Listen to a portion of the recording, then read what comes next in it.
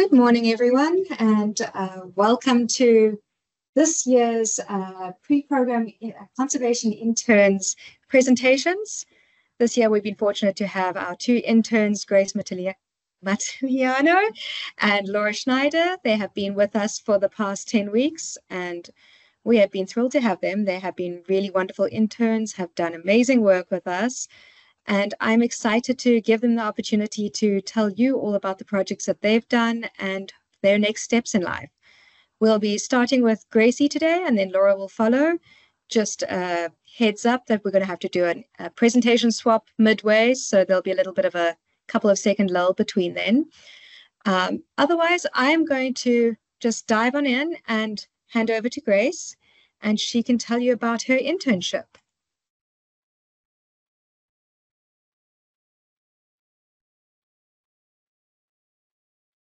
Hello, everyone. Thank you so much for taking the time out of your day to come see our presentations.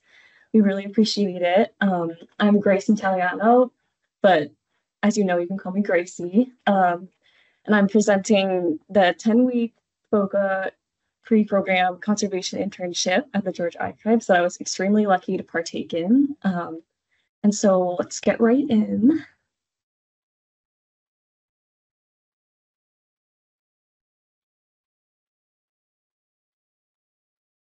Sorry. First, I want to give a huge thank you to FOGAH for making this wonderful opportunity possible for us. Historically, pre-program internships have been unpaid, so it is amazing when an organization recognizes and funds a pre-program conservation internship. So thanks for all your support in making this opportunity possible for us to travel all the way down here from the Northeast. And then I want to give a huge thank you to Sigourney, Tracy, and Kayla for sharing their wealth of knowledge and being the best, most friendly, and most supportive mentors. You have given us an unforgettable experience in conservation and a huge break into the field, and we could not thank you enough. So to get in, I'm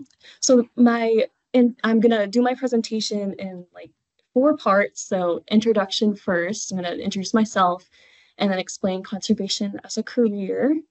And then I'll do a walkthrough of my internship. So what I did in the 10 weeks I was here, including accomplishments, mistakes, and learning moments. And then I'll also briefly touch upon the professional development I did, which is webinars and stuff on the days we worked from home.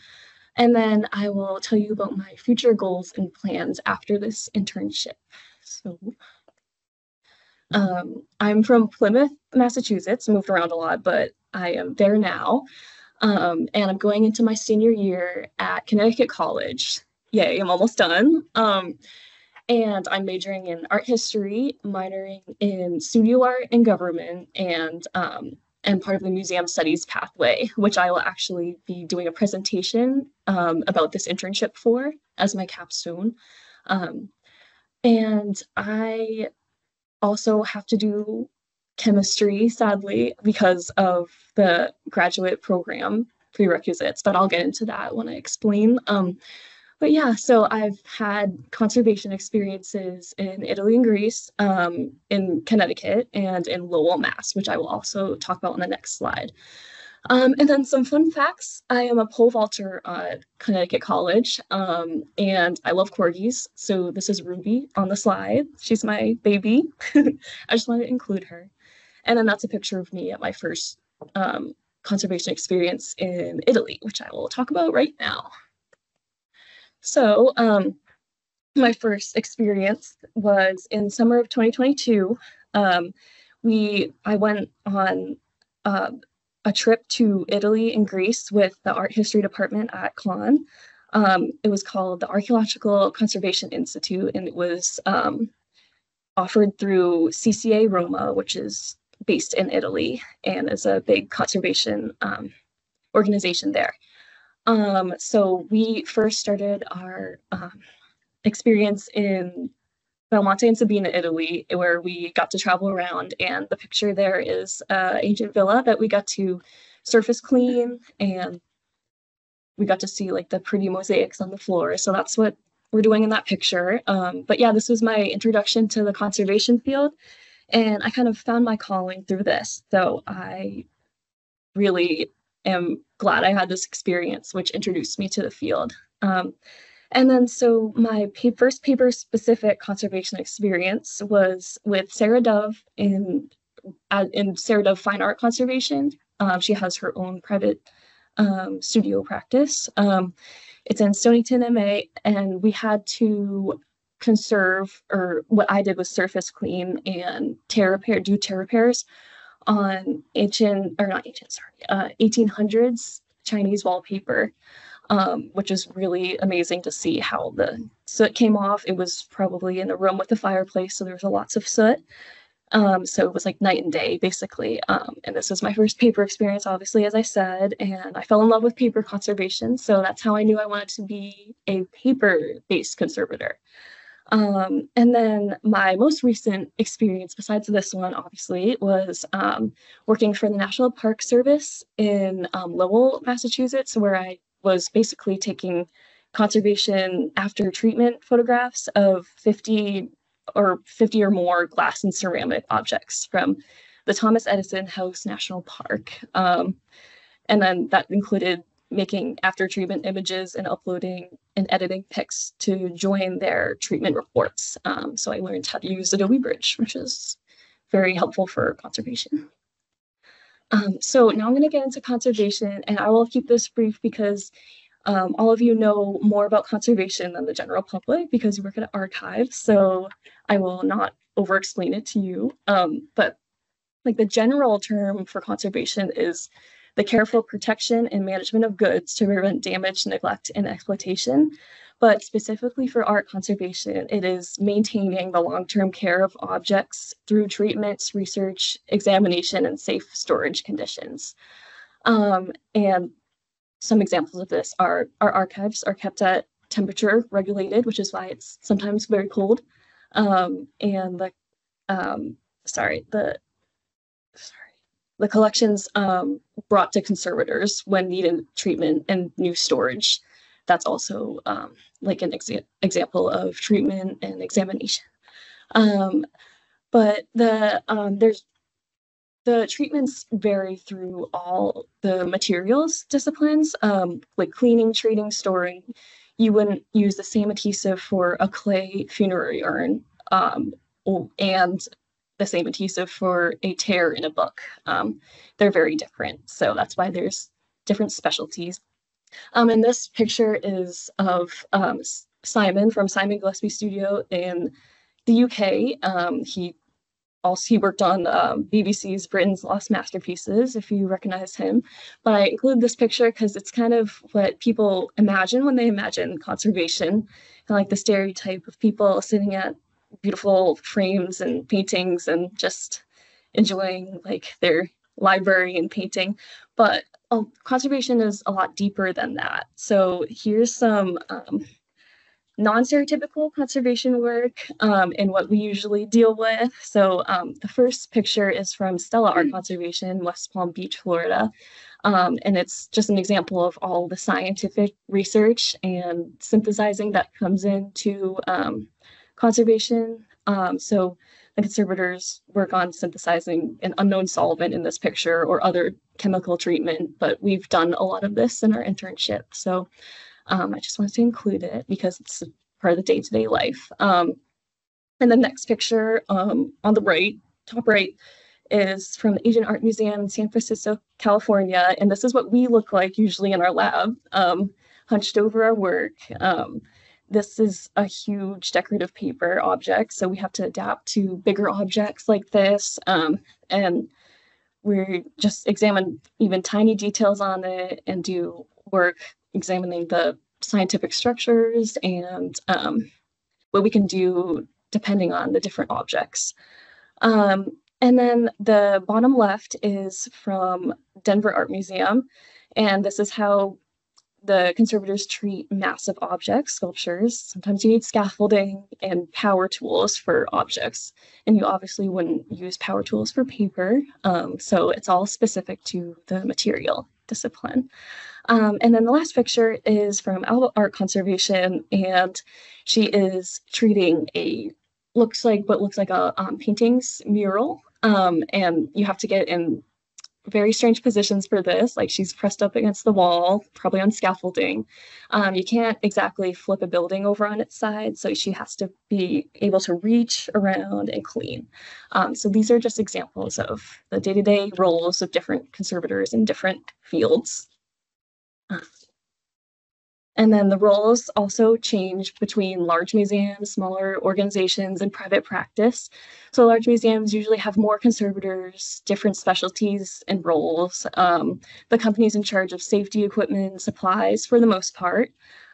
So they just have specific job titles and usually stay within their job titles.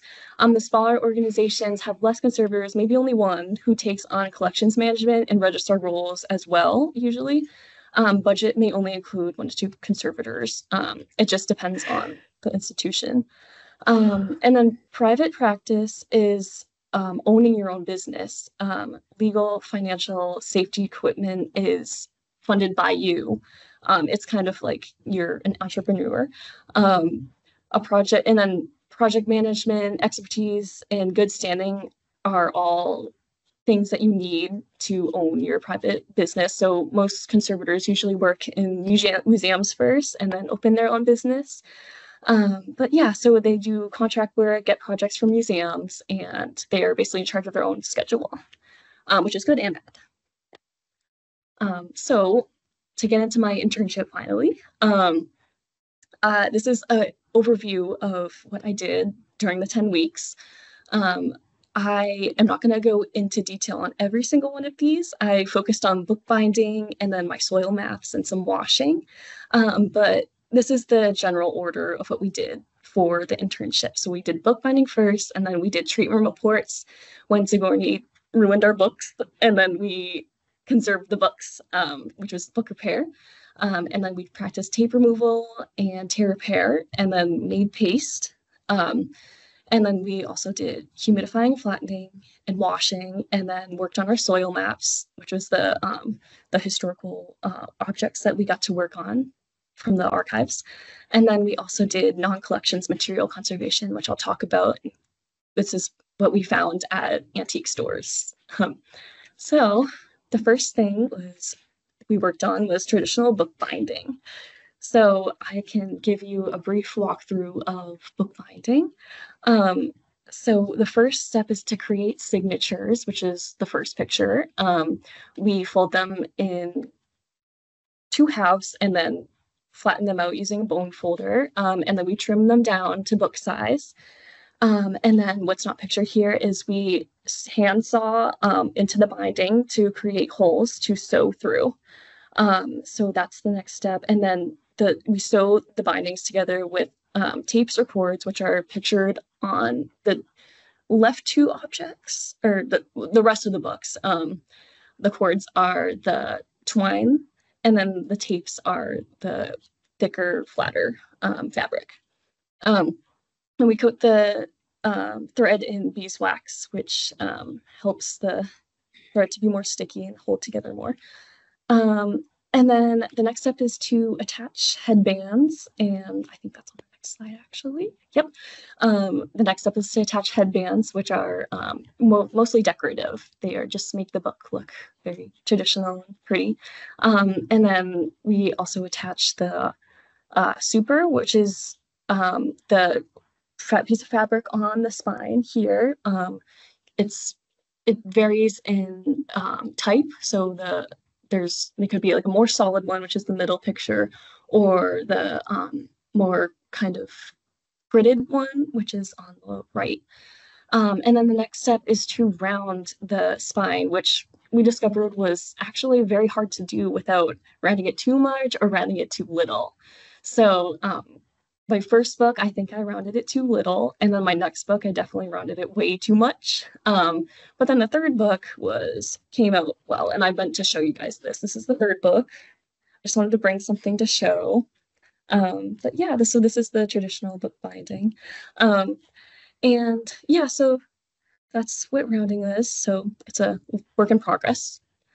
And then the next steps are to carefully measure out an Oxford hollow, which is what this is. So if you see it here, it's like the hollow right here in the spine. And then we have to measure out the spine boards and then the boards and then fold the fabric over it to make the book. And then we attach the book in with 50/50 EVA and methylcellulose paste, which is what we use for everything else. And then we attach the cover. After we do that, we put knitting needles to on the edge, so right here for the gutter, which is right here, to make sure there's an indent so the pages open. And then we put it in the book press and wait, and then it's good. So that's what traditional bookbinding is. And then the next one we did was Coptic bookbinding. So this one was a little different because there's no spine here, and you can see the sewing, and it's very, very pretty. It looks like a little braid pattern. And so you sew into the cover up here. So we just did this actually. So we did traditional bookbinding first, and then we just did this a week ago, which is really cool. I dropped my little book, but we wanted to try doing like tinier versions. So this is a little pocket-sized book. I love many things, so it was really fun to make. And there was only two. It took like no time at all because there's only two sewing parts, or little pockets where we had to sew it together. So yeah, but yeah, this one was very fun to do. I liked it better. It was also very fidgety at the end when we were trying to attach the covers to this the signatures, because we had to hold it down with our hands while we were sewing. But yeah, so that was really fun, and tension is very important in both books. So you want all the pages to be even, and so that's something we also learned. And a curved needle is also very important for Coptic binding, so you can get around the little threads. But so you may have noticed that the covers are decorated. We did all of this. The picture on the way left is an example of paste making paper. So right here, we mixed methylcellulose glue and acrylic paint to make kind of like a more like viscous paint. And then we did one layer, and then we were able to like draw on it and make like kind of like the designs you can see on the little book. So that's it. It's like a traditional method, which is really fun to do. We use strings to make the plants, which was like really interesting because we did a string around like squiggly pattern and then pulled it out, and it made like a little plant design. So it was really fun. And then the decorative paper on my strawberry book is just acrylic paint. We just wanted to do something. We wanted to experiment. But yeah, so that was flexing our art muscles. Art is very important to practice in the role of art conservation. So, it's very important to do. So you need to do like an art minor to even get into graduate school, or just do a lot of art classes. So it's very important to always practice. And then the next step we did was treatment reports, which was also a hugely important part of art conservation. You need to tell your person who's bringing you something to conserve. You need to let them know what you're doing to their object, just for clarity. And it's good for your records too. So we did practice on treatment reports. This was my first time making one, so it was really interesting. We did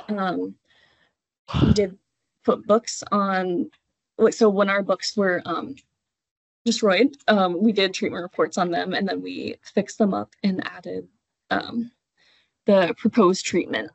So this was really interesting to do. It was a very good skill to learn. And it was also good to learn how to do photography using the target, which is the kind of like the rainbow little ruler there. That's important to add in pictures before treatment and after treatment. But yes, and then so the next step was that we learned how to do tape removal and tear repair before we touched any original objects. We had to train. So these are a few examples of what I did. So the tapes, they're acrylic or rubber based, and they're water or heat soluble. The rubber tape's yellow more, which can cause cross-linking, which I'll get to in the next few slides. Tapes cross-link when the polymers combine in old papers to form solid crystalline structure. And then, it leaks into the paper and is very bad. But the layers of tape, there's a release layer, a carrier layer, and then the adhesive. So sometimes the tapes fall apart over time. You can kind of see this layers a little more. But the examples of tear repairs, this is an example on like a old book I did. We used wheat starch paste, which is the picture in the middle. And so on the front, which it's very important to know the front, so that's why I included the little picture of the corgi, because it said front. So the front is where you just do a little bit of wheat starch paste on the tears on the shelves where you know that they combine. And then when you flip it over after it's dry, you do actual Japanese paper mends on the back, so you know it's held together. And the weights of the Japanese paper should be similar, if not a little bit less than the actual paper, so it doesn't warp. But yes, so this is what we learned about tear repairs and tape removal, and we practiced for a while until we were ready to move on to the soil maps. And this was a synthesis of everything we learned. And we've been working on it since week 5 of our internships, because there's a lot of maps to work on. So the hardest map I did, which is what the pictures are of, is a map from 1922, and it's of the Coweta and Fayette, I think I'm pronouncing those right, counties. And there was 20 plus pieces of tape on it. Thankfully it wasn't cross-linked, but I will get to that. And so it just took a lot of time, and I learned the meaning of patience and that you can make mistakes, and that's just a learning process. And so the maintenance of all the maps were different, but this one was a little bit in disrepair. So we started with cutting the maps out of bad encapsulation, and then we did surface cleaning, and then we removed the tape with heat, which was a very slow process because you don't want to skin the map and ruin it, or make it worse than it was. And then remove the adhesive residue with a crepe eraser, which is also very sticky and removes the adhesive, obviously. And then you do tear repairs, and then re-encapsulate the map. So this was very, very satisfying to finish. So we encapsulate using ultrasonic welder, which is a really cool machine that laminate. It's like, it doesn't laminate, but it welds the 2 pieces of mylar together around the map, which makes it very safe in its enclosure. So we encapsulate to be able to look at the map without having to touch it. So that's what we are doing with our soil maps. And so this is cross-linking. It's not witchcraft.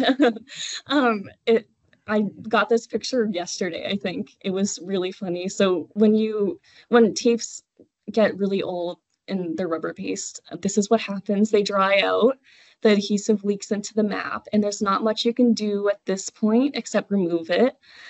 So that's what I was doing. I was removing this tape, and it just stood up, and I was like, this is crazy. But yeah, so you just remove the tape, and then you scratch at the adhesive residue, because it's this adhesive residue is hard, it's not gummy, with a scalpel, and get it as much off as you can. You can't really get the stains away unless you use harsh solvents, but we're not going to use those for this map.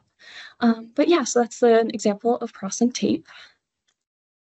And then another thing I did while I was doing the maps was I also wanted to learn how to wash paper. We wash paper, but I wanted to learn how to get it brighter. So that's what a chelator is.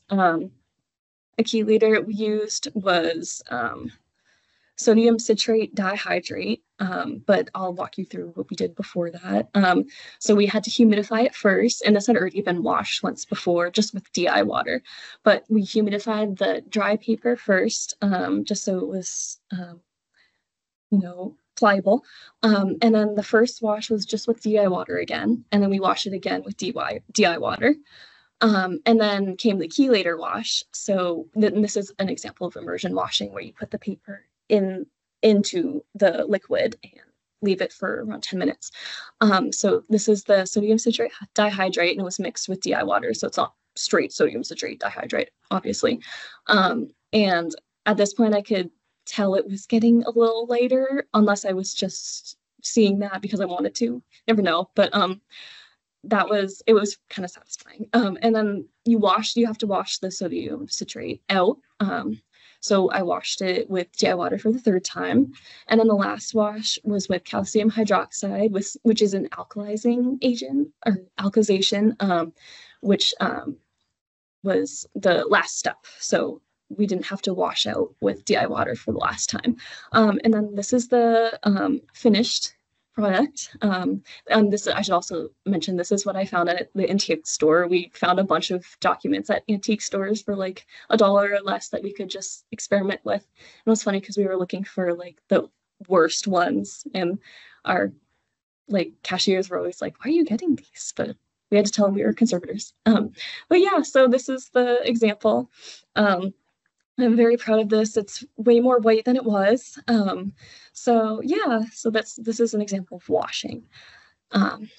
And so that was kind of a little walkthrough of my internship. And then what I did for professional development was it was on the days that we weren't in work, but it's really important to keep developing your skills as a conservator. So what I did was I watched webinars and did some readings, and these are examples of some of the webinars.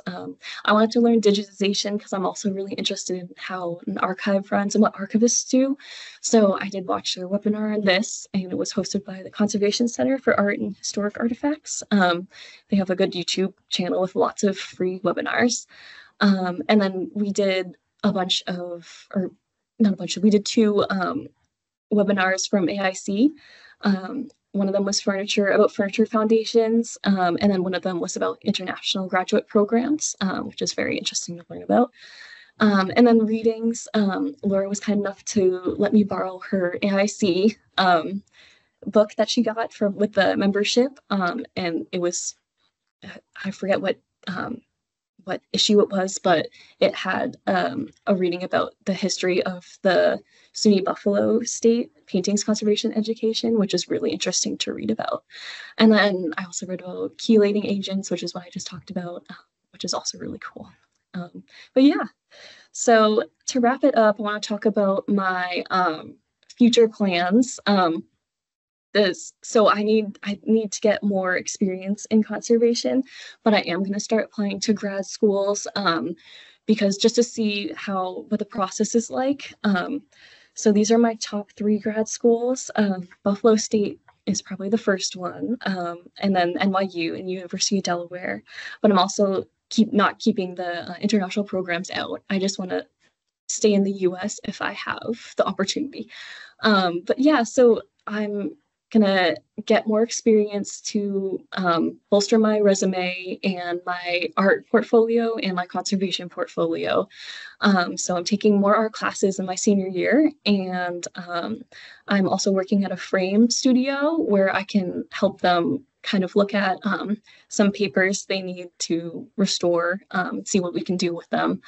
But yeah, that's what I'm going to be doing in the future, in the near future.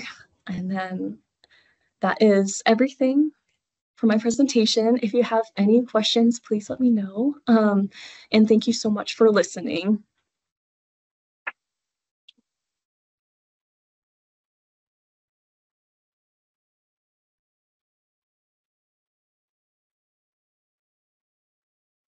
Thank you very much, Grace. It's always a little overwhelming to see what you've done in the course of so little time.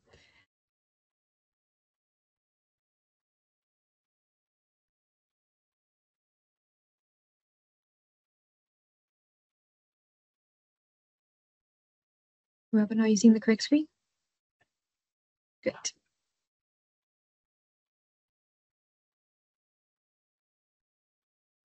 Hi everyone, I'm Laura Schneider.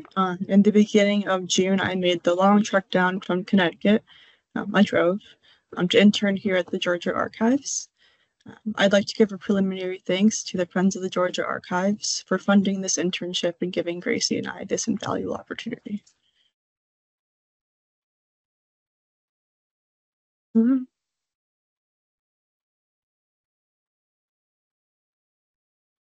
So first I'd like to talk about my path to conservation. So I first started to get involved with historic collections in 2012, my freshman year of high school, when I started volunteering at the Madison Historical Society in Thankful Arnold House in my hometown. And you can see that house in the upper left corner. No, I still volunteer here when I have the time to give. And there I worked in collections, exhibits, events, you name it. But the point is that this was the experience that introduced me to museum work and set me on the trajectory that I'm on today. So then after high school, I went on to study fine arts at my local community college. I heard a lot of, what are you going to do with a degree in art? And then about a year in, I was like, oh no. And I started to ask myself the same question. So after a lot of internet job searches, I came across conservation, which was something that I was vaguely familiar with from visiting museums, but didn't know all the details.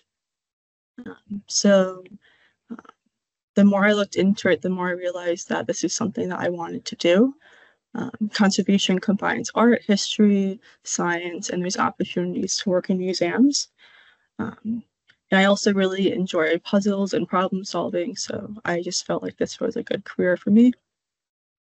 So at that point, I started to research the process of becoming a conservator, and I discovered, like all the other aspiring conservators, that there's only 4 programs in the US, all of which are very competitive. So at this point, I started to tailor my curriculum according to the prerequisites for these programs. So then once I graduated with my associate's degree, I transferred to Connecticut College, and I studied art history, museum studies, and chemistry. And then once I graduated, I officially had all those courses to apply to graduate school. And then a couple weeks after I graduated, I also participated in the archaeological conservation program. We spent a month in Italy and Greece, and this was my first time gaining hands-on experience in conservation. And you can see on the right my Indiana Jones-esque pic at Mycenae in Greece. So then once I returned to the US, I secured a position as the Collections Research Associate at the Madison Historical Society in Alis Bushnell House Museum, which you can see in the lower right.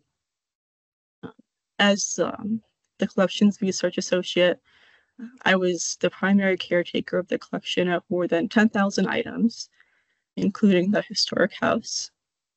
And I was able to learn about and implement preventive conservation, including cleaning, pest management, environmental monitoring, and rehousing projects. Meanwhile, I was also interning with Connecticut-based private paper conservator Sarah Dove. I also did the work on those 19th century Chinese wallpaper panels, as well as helped her to complete a survey of works on paper in one of Yale University Art Gallery's storage facilities. And then I came here. So now, since I have all the academic and hands-on experience, I will apply to graduate schools this fall for the upcoming 2025-2026 academic year. Yeah, I kind of regret this picture right now. So you kind of heard about what conservation is, and I'm going to talk about what it isn't. If you haven't heard about the Ecce Homo restoration, I'll let you look it up later. But I thought this brought up a good point about the differences between conservation and restoration.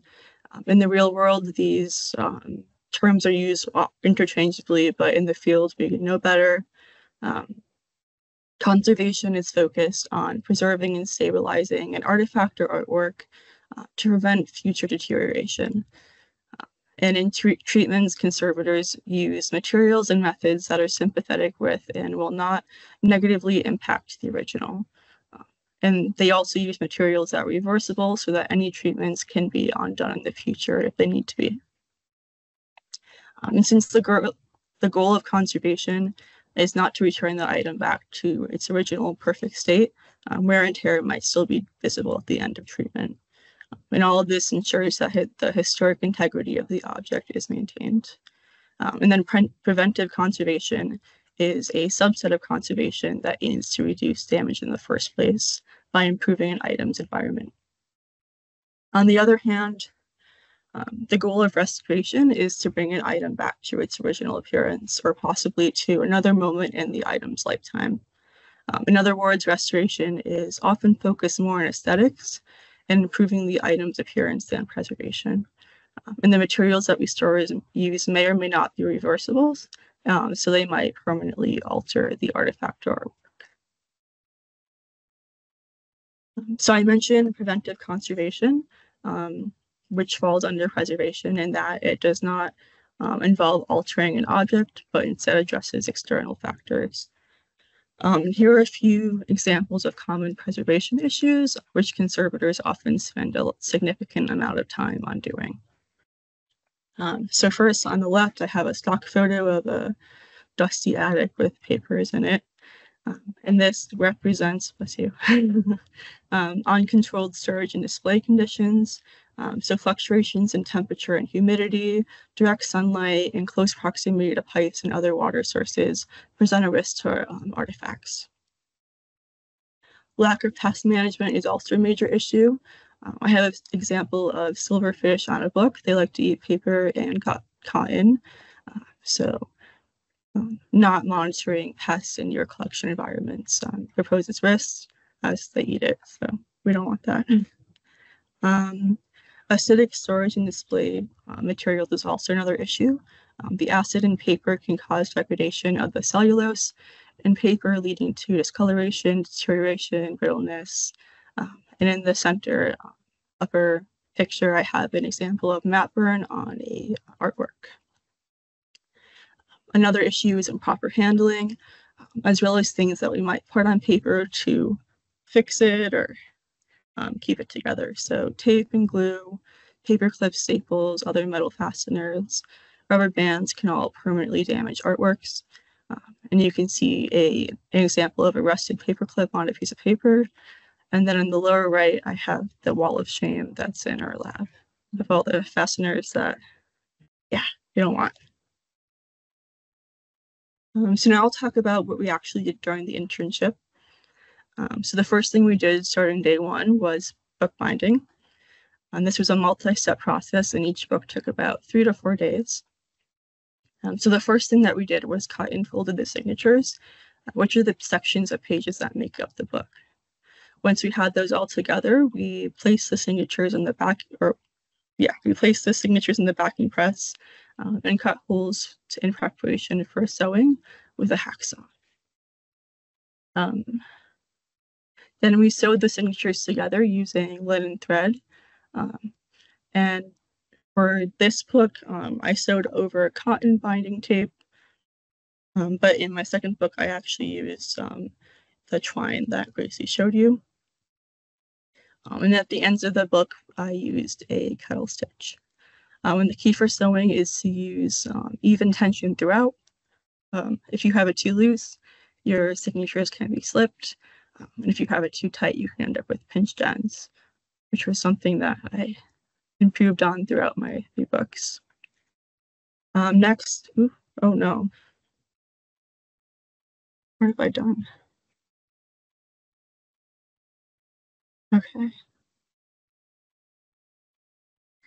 So next I applied a layer of 1-to-1 EVA and 4% methyl cellulose adhesive to the spine to adhere all of the signatures together. And then I pressed the ends of my sewing into the grooves created by the signatures to create a smooth spine. Then I attached my end papers and then applied another layer of that same adhesive to the spine. I let it partially dry, and then I rounded the spine manually with my hands. And then while the adhesive was still pliable, I put the text back into the backing press and backed it with a backing hammer to fan out the edges. This was something I had difficulties with. I found it very hard to use a hammer without hitting things with it. The goal is just to kind of let it fall gently, but yeah. But the third book I did pretty good. So once I had it rounded and backed, I applied my spine linings to the spine of the text block to add support. So the first layer was called super or crash, which is a fabric support. In this case, I used cambric. And then once I had that down and it was dried, I added my headbands, which we made with toned Japanese paper and twine. And then I added the Oxford hollow, which Gracie explained is that opening in the case spine when you fully open your book. Next, I made my case. I did a full cloth binding for all of my books, where the entire case is covered in cloth. For the case, I used binders or Davy board adhered to the book cloth for the front and back covers. And then along the spine, I used a strip of 10-point board. The next step was casing the book, which is actually multiple steps in one. So first you have to paste down the spine of the text block into the case. Centering it was something that I had some difficulties with. Once that's attached, you paste down your cambric, wait for it to dry, then the binding tape, wait for that to dry, and then the paste down. And then we put it in the book press overnight, and then in the morning we had a finished book. So here are the 3 books that I completed, and here's one of them. And for this book, this is my final book, so it's the best. It's the only one that didn't get destroyed with the hammer. So for this book, I did some experimentation. The first thing I did was sew my headbands. I didn't use the traditional method, but I made the headbands the same method as we did the other 2 books. But then I reinforced it with binding tape and then sewed my stripe pattern onto it. Another thing I did was I embroidered my book cloth, which took time. We had Juneteenth as a work at home day and it lined up that way. So yeah, music, embroidery. For this book, I also used the French link stitch for sewing my signatures. So this is where the thread is crisscrossed over the binding tape. And this is different than the lap stitch, which I used in the first book, where it's just a straight stitch over the tapes. As Gracie mentioned, last week we also tried Coptic binding, which is with the Coptic stitch, or it's like a chain stitch. And these books have no sewing supports, which are the tapes or cords, and the cover is sewn on, and the spine is left exposed. And then we did the paste paper for the cover, and I was waiting all summer to make a mini book, so here's that. Now I'll go into some of the common book and paper treatments that we learned. We learned how to prepare adhesives, including methyl cellulose, research paste, and then the mixture of 1:1 EVA and methyl cellulose. We also learned how to remove pressure-sensitive tape with mechanical action. So the tape is first removed by removing the carrier layer, which is the layer that carries the adhesive. It could be plastic or paper. And we did this using the heat gun and a spatula. And then once the carrier was removed, we removed any remaining adhesive with the crepe eraser. And then on the left, you can see in the upper corner, I have 2 different pieces of paper with a bunch of tape on it. So we tried a bunch of different situations. And then below that, I have a before and after of my tape removal on top of tears. We also learned how to do tear repairs using Japanese paper and wheat starch paste. And then you can see an example on the upper right of a before and after of that. To repair tears, we used Japanese paper, which is a great material. It's very thin, yet it's strong due to its long overlapping fibers, so it's good for the repairs. Another thing we did was removal of previous tear repairs. So all the tears that we spent all that time doing, we took off, because that's something that conservators may have to do. We also learned surface cleaning with a variety of different materials, including soft brushes, vinyl erasers, cosmetic sponges, and natural rubber or smoke sponges. We learned spot testing. Before using any type of moisture on paper, it's important to test each type of media to make sure that it isn't water soluble. We learned humidification with direct and indirect moisture. And we use this to relax both entire sheets or locally to open up creases. We did washing, 3 different types, and you can see in the lower right, I have examples. So the left bin has immersion washing, which is where the paper is fully submerged into the water. The right bin was float washing, where the paper is floating on top of the water. And the last one, which I'll show you later, is blotter washing.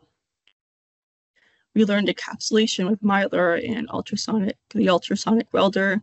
And we also learned how to write condition reports, treatment proposals, and treatment reports.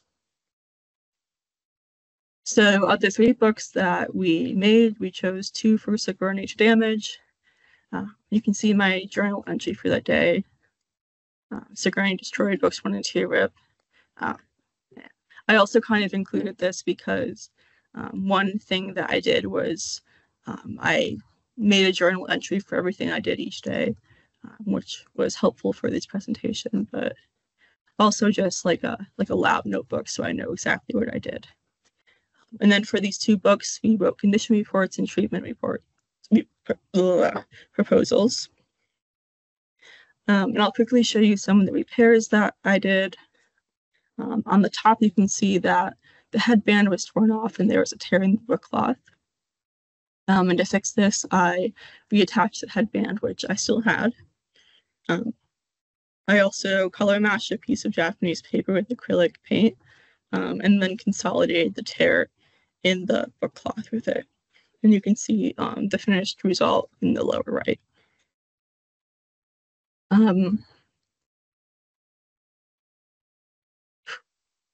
I also addressed the dog-eared pages throughout the text block, and these are just the creases in the corner.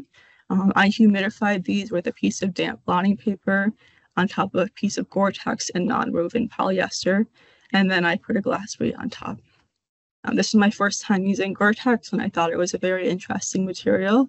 It's a semi-permeable material where water can only pass through as a vapor and only in one direction. And this allows humidity to reach the paper without actually wetting it, so it gives a gentle humidification. I also did some tear repairs throughout the text block with reed storage paste and Japanese paper.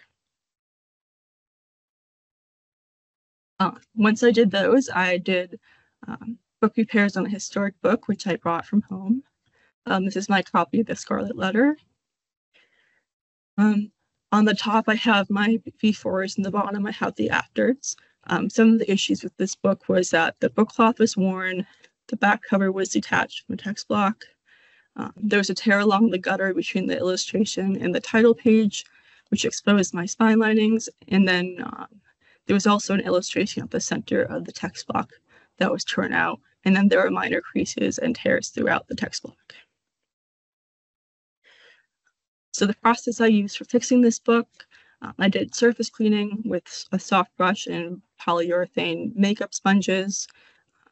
I decided I wanted to remove the case from the text block, and I did this by cutting the maul, which is the fabric spine lining, along the spine at the front cover. Then I cleaned my case and the text block spine using a 3% methyl cellulose poultice, which softens the adhesive. In this case, it was bone glue, which smells. Yeah. Yeah.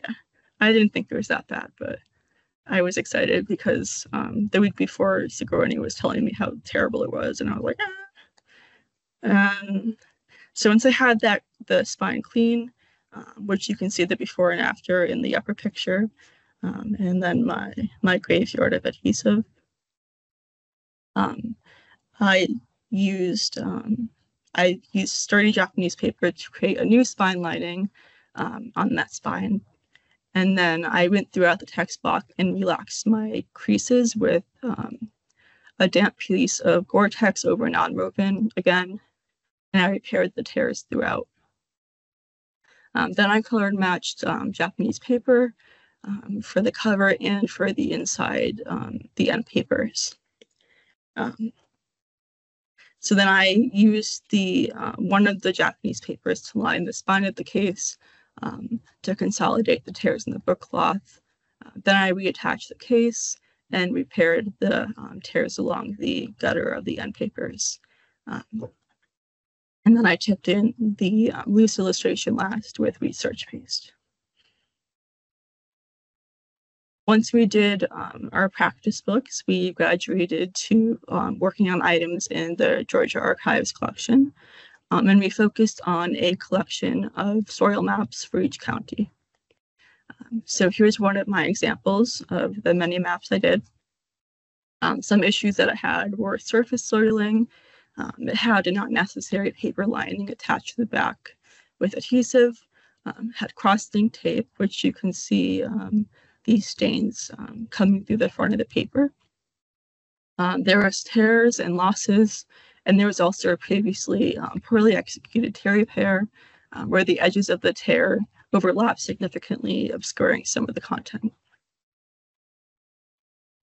So first, I surface cleaned the front of the map with a soft brush and natural rubber sponge. And as I was looking closer at it, I realized the tears were very large. They extended the majority of the map. So I decided to apply a facing of immersible tissue along those tears to ensure that the map would be stable when handling. Once I removed the lining and the tape. Next, I had to remove the paper lining. First, I spot tested the adhesive on the paper lining to ensure that it was water soluble, which it was. So then I went on and tore back the bulk of the paper up to the edges of the adhesive, and you can see that point in the middle picture. Next, I skinned the remaining paper down to a thin layer, and then I used controlled moisture applied with a water pen, and then a spatula to remove the remaining paper.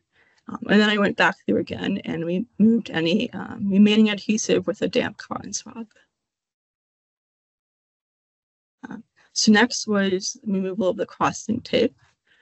So as tape ages, the adhesive can soak into the paper and undergo cross-linking, where it gradually loses its adhesive properties. It chemically changes from an amorphous, low viscosity liquid adhesive to a crystalline structure. And at this stage, the stain caused by the adhesive is very difficult, if not impossible, to remove.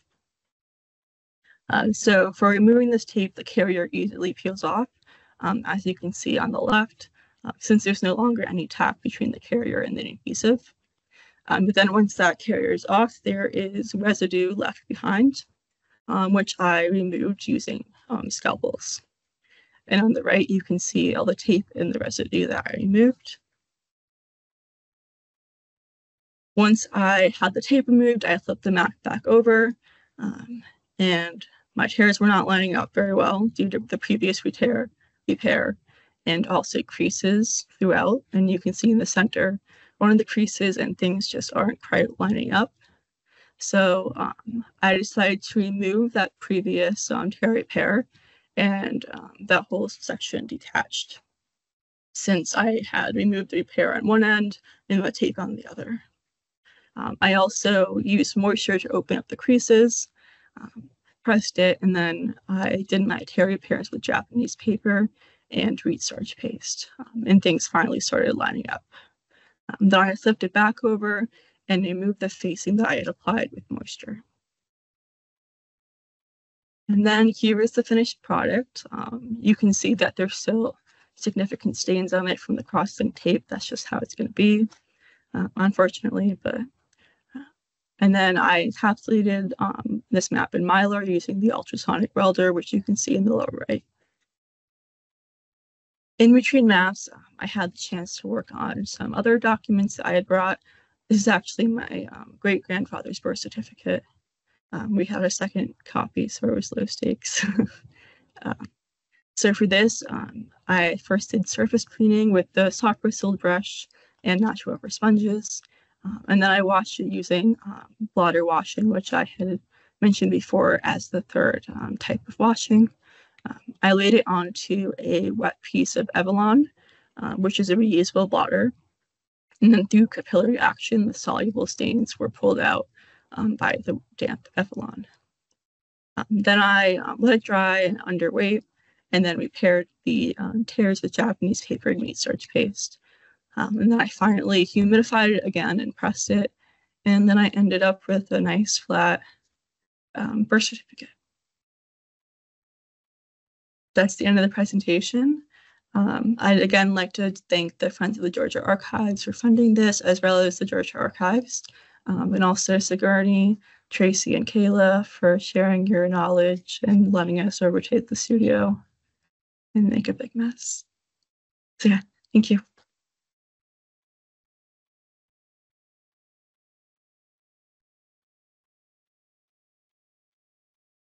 Thank you, Laura and Gracie. I'm sure that everyone enjoyed seeing those presentations. It's always fun looking back on all the projects they've done over the 10 weeks we've had them with us, and a little overwhelming to see what they've managed to cram into such little amount of time. I'd also like to thank the Friends of the Georgia Archives. They are the ones who sponsor our annual internship, and without them, we would not be able to continue this program, which, as you can see from the presentations, is incredibly valuable in just allowing conservation education to happen in the US. Internships are a very valuable and important step in gaining an education in conservation. So we really appreciate the multiple years of support, and I would encourage anyone who is watching to please donate to FOGAH so that they have the funds to also continue this internship. I'd also like to thank Tracy and Kayla, who are my co-workers in the Archives Conservation Lab. They have been an invaluable assistance to me in training Gracie and Laura, and also sharing their knowledge and experience. And finally, I'd like to take this opportunity to ask if anyone has any questions for Laura and Gracie. Yes, Amy, and I'm going to ask the two of you if you could come up to field the questions.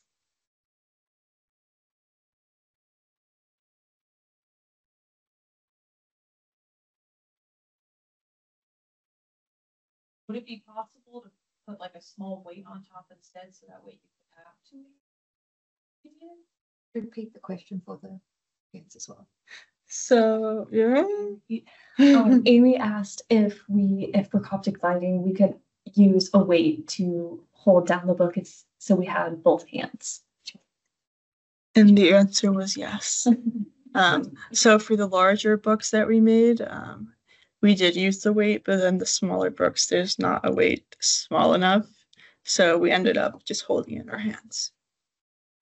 And sometimes it's a little easier to finagle the cover up to get the needle under if you don't have the weight on, but then you can put it back on. So yeah.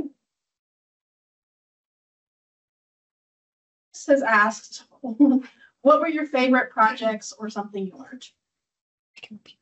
learned? Chris asked what are our favorite projects and what have we learned. So my favorite project was the birth certificate. It was kind of cool to have something that was actually mine that I could take home that was meaningful. My parents are very excited when I was like, oh, I'm going to frame it. So we'll see what actually happens. And what I learned, patience, tape removal. Yeah, tape removal. Hard to pick a favorite project. I really liked making the Coptic books, and I really enjoyed bookbinding because I've never done anything like that. And for actual conservation, I really enjoyed the washing just because you could see the difference between the beginning and the end. And then I definitely learned patience as a virtue in this internship, and that art conservation is my calling. So yeah.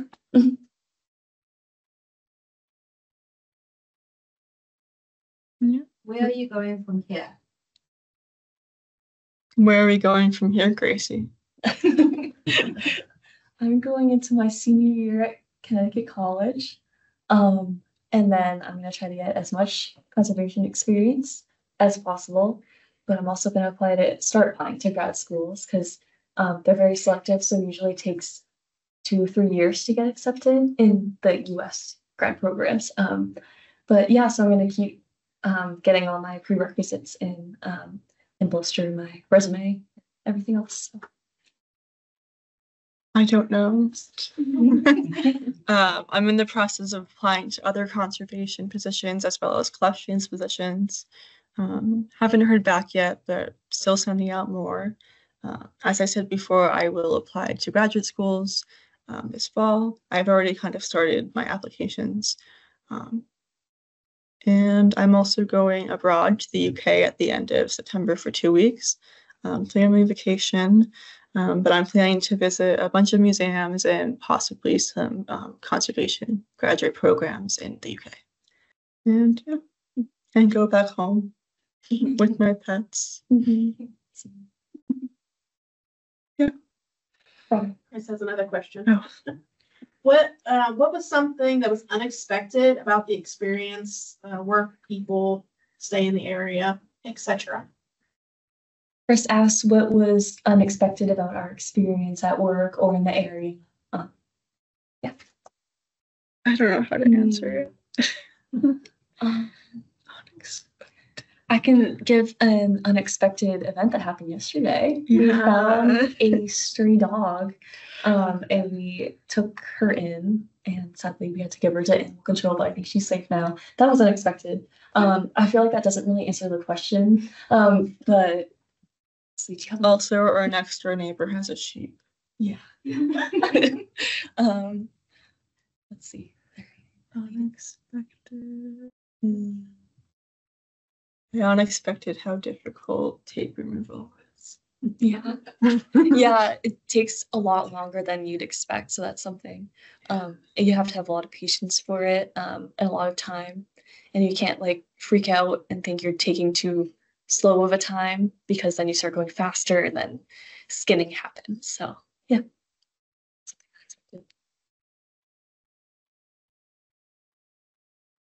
Do you have a favorite treatment after having gone through all this?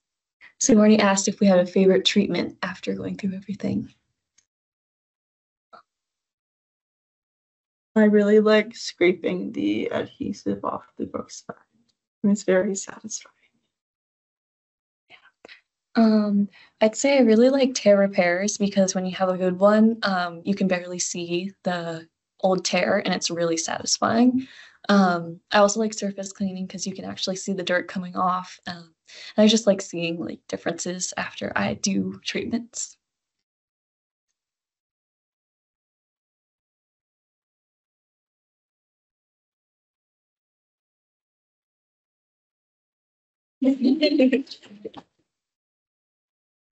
You. Thank you.